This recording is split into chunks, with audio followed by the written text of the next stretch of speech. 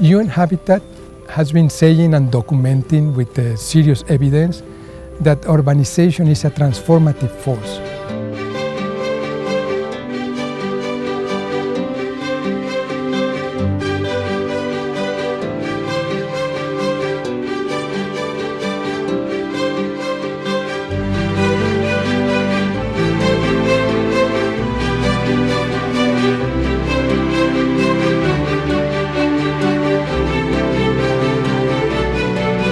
Evolution has brought an opportunity for each county government to focus at the county level to make sure that towns are planned.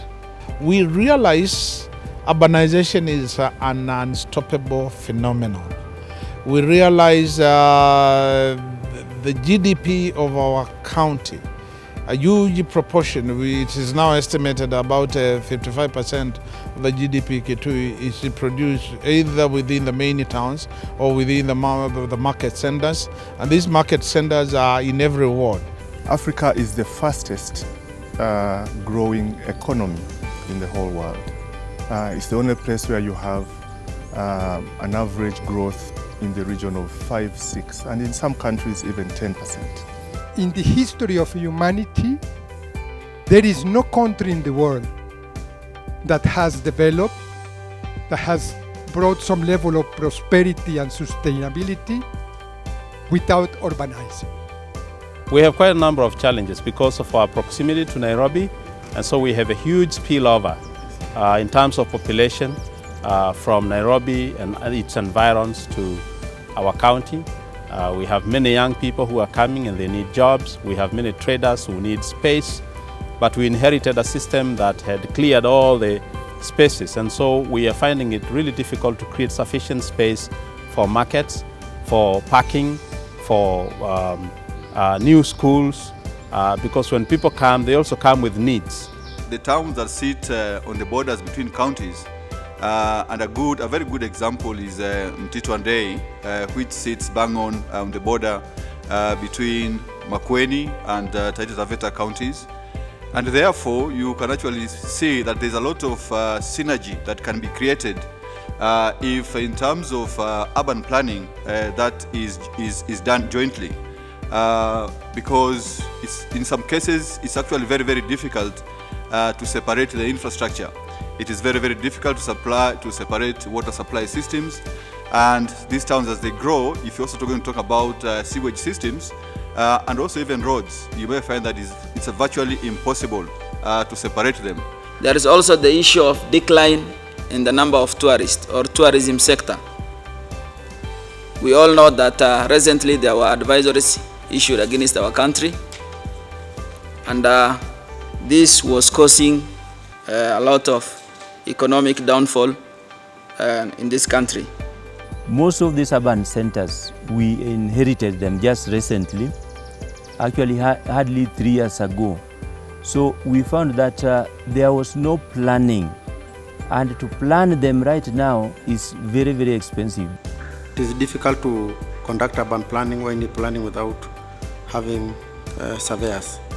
And you know, survey is a concurrent function, but most of survey duties belong to county governments. But up to now, the function has not been officially transferred to county governments, and it is causing a lot of confusion. I am here only to recommend to you the Sustainable Development Goals. They will provide for you a framework that can transform your economies and your counties, your societies and your environment. Whether you choose to believe it now is up to you. Or if you choose to believe it later because you've seen other countries succeed and other counties succeed, that is fine. For Kenya to become a middle-income country and remain one, it must adopt a pro-urban development strategy that unleashes the huge economic and social potential and benefits of cities and towns. To maximize on revenue collection, you must also make sure that the cost of collection versus the revenue itself, it must be cost effective. If you want foreign investment in your cities or in your urban areas, you need to have a very clear set of rules and regulations. Not very long, not very complex, but very clear and implemented. We are now doing spatial planning for urban centers so that we can be able to control, because what happened in the past is that because most of the outside the immediate premise of the town we had freehold titles, people could develop anything. We have started planning our urban centers, and we just didn't start with the urban centers because we are being guided by the law. We started by preparing the county's spatial plan, which is now the one which we are unbundling so that we can be able to do our integrated strategic urban development plans. I think every county, what they have done it gradually. For ourselves, we have begun with the key urban areas. We've begun with the 7 urban areas to do spatial planning. And then gradually, with the resources allowing, be able to expand it into other areas. In our county, which is Murang'a County, there are a number of opportunities. One of the opportunities is actually the location in terms of being in the metro region. We are strategically located. Now the demands of Nairobi actually are an opportunity to us in terms of the agricultural produce.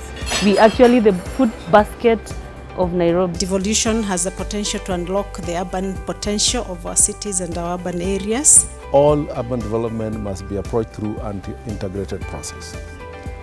When you integrate, therefore, then you are able to harness your resources application, because it means that your resources application will be more applied in such a way that you are addressing a common thing, rather than each sector addressing their own thing.